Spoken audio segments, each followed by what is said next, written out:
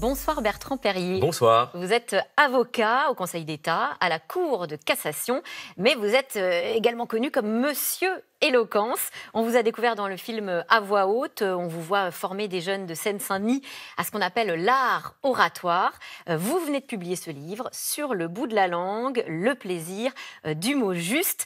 Ce livre, Bertrand Perrier, c'est une déclaration d'amour. Vous dites que les mots, ça a changé votre vie. Ah oui, absolument. J'étais extrêmement timide. J'avais un gros problème avec la parole en général et avec les mots en particulier. Les mots me fascinaient. J'étais fasciné par les dictionnaires, les encyclopédies. Je les consultais. Je regardais ces portes ouvertes sur des mondes imaginaires. Mais en même temps, ça me faisait un peu peur. Je n'aimais pas du tout parler en public. Et ce que j'aimais, c'était la possession solitaire des mots. Je les regardais, je les comparais. Je regardais les étymologies, les synonymes. Mais j'étais pas du tout un orateur petit, et après j'ai choisi le métier d'avocat un peu paradoxalement pour me forcer. Mais c'est ça, on a vraiment beaucoup de mal à vous imaginer comme grand timide, Bertrand Perrier. Mais vous m'auriez connu il y a une trentaine d'années, vous l'auriez vu, j'étais pas du tout le saltimbanque de la classe ou celui qui parle à tire-larigot. J'ai même choisi ce métier d'avocat un peu par défi et pour l'exercer à l'origine de façon non plaidante. Il y a beaucoup d'avocats qui ne plaident jamais, et encore aujourd'hui, lorsque je vais à l'audience où on porte en plus la parole d'un autre, donc la responsabilité d'un destin ou d'un patrimoine, eh bien, il ne se passe pas une audience sans que j'ai peur avant d'y aller. Ah, donc pas totalement guéri. Non, mais je crois qu'on ne l'est jamais. En réalité, le trac, c'est un carburant pour l'orateur. Après, ce qui est terrible, c'est la peur panique qui vous paralyse. Mais tant que le trac est un stimulant qui vous pousse à donner le meilleur de vous-même, j'essaye de le garder.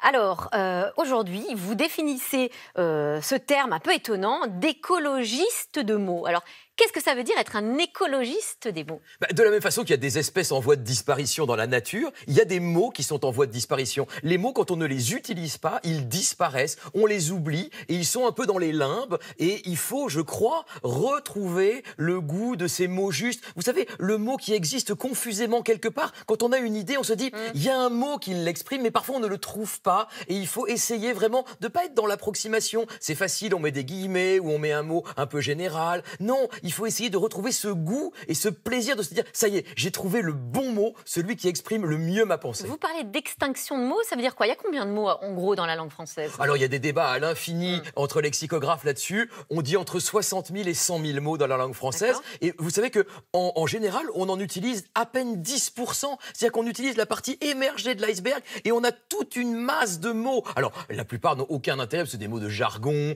qui n'ont pas lieu dans la vie courante. Mais parfois, il y a des mots absolument magnifiques qu'on loupe. Par exemple, ce que vous savez que dire coruscant. Plutôt que de dire brillant, dites coruscant, c'est magnifique. Ou hyalin, mais c'est transparent comme du verre, c'est magnifique. C'est des mots qu'on a complètement oubliés. Agélaste, c'est qui ne rit jamais. Voilà, c'est des mots qu'on a complètement oubliés et j'essaye de retrouver ce goût de faire remonter à la surface des mots parce que sinon ils vont disparaître comme les espèces. Alors dans ce livre, vous vous dévoilez, vous parlez cuisine, football, même musique classique. C'est quoi le rapport justement avec le mot ? En réalité, l'idée, c'était aussi de faire un portrait à travers des mots. Un peu comme on fait des dictionnaires amoureux, c'était de prendre dans les champs qui m'occupent dans la vie des mots comme ça, soit des mots d'une grande banalité, ou des mots un peu plus surannés, ou des mots un peu plus originaux, et de décrire... C'est un champ lexical, c'est ça, autour d'un thème. Exactement. Donc il y a évidemment le droit parce que c'est mon métier, l'amour parce que c'est la vie, et puis la gastronomie parce que c'est la vie aussi, la jeunesse, la musique, enfin tout ce qui fait partie de ma vie, la politique. Donc tous ces domaines-là ont un rapport très singulier avec les mots, et notamment les avocats qui ont un jargon assez savoureux. Oui, c'est vrai. Alors, est-ce qu'il y a des mots que vous vous interdisez, justement ? Ah bah les mots vulgaires, oui, parce que je crois que ça n'a aucun intérêt pour exprimer sa pensée. Un mot vulgaire, ça n'a pas sa place dans une phrase convaincante. Ça ne convainc pas davantage de dire une vulgarité que de dire un mot de français correct. Vous ne jurez jamais ? Ah non, mais bien sûr, en privé. Ah, d'accord. Mais publiquement... En tant qu'avocat, vous voulez dire que ça n'a pas sa place ? Non, vraiment. D'accord. On sent que la transmission, ça vous travaille au fil des pages de votre livre. Vous incitez les jeunes à lire, notamment. Est-ce que c'est un sacré défi ? Je pose la question parce qu'on a l'impression qu'on lit peut-être de moins en moins.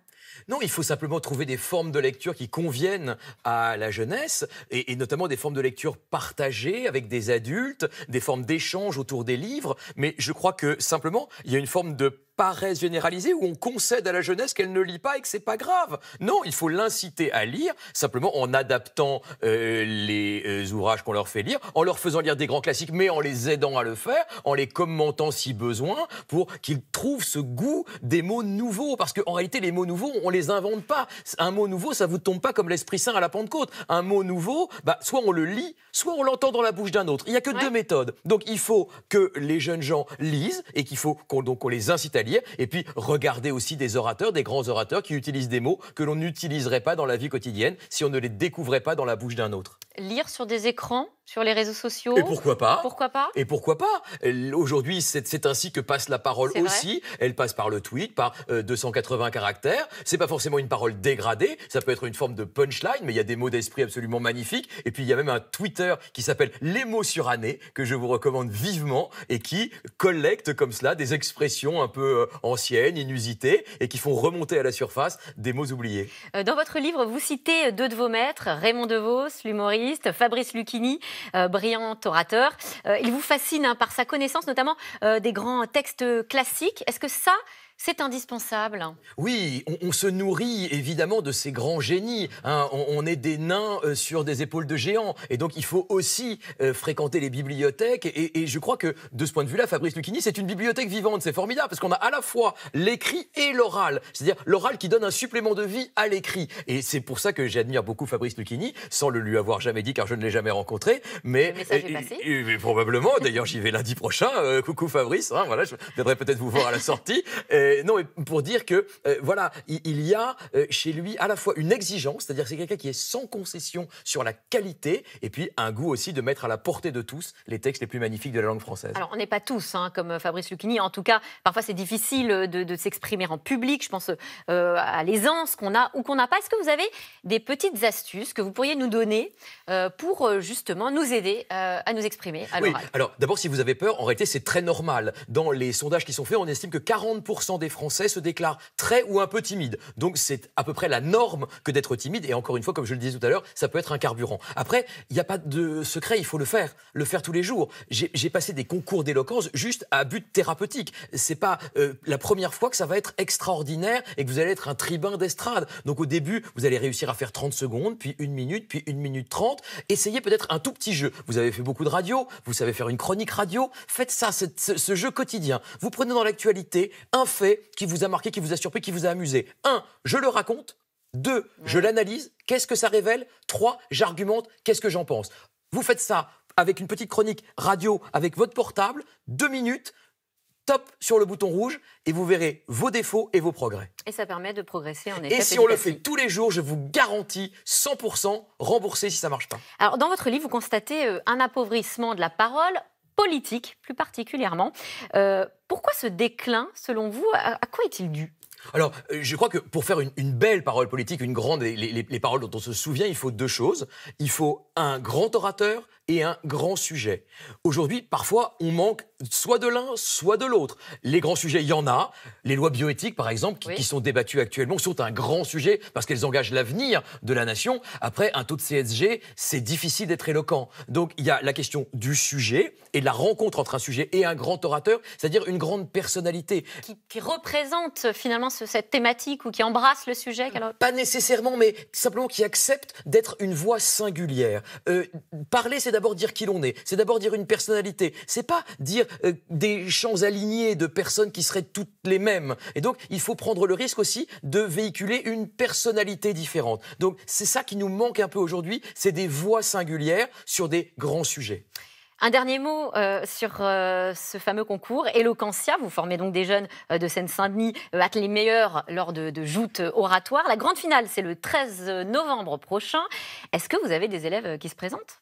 Alors, il y a en réalité dans cette grande finale qui va avoir lieu à la Philharmonie de Paris, c'est extraordinaire, rendez-vous compte, tous les gamins qui sont formés à Eloquentia dans la France entière vont se retrouver, dans le monde entier, parce qu'il y en a dans le monde entier, vont se retrouver à la Philharmonie pour mettre leurs mots en musique. Et j'ai mes poulains et je viendrai les soutenir. Un bon cru cette année? Un excellent cru, venez le 13 novembre à la Philharmonie. Eh bien, le rendez-vous est donné. Merci Bertrand Perrier d'être venu sur notre plateau. Je rappelle le titre de votre livre, Sur le bout de la langue, le plaisir du mot juste, c'est aux éditions Lattès.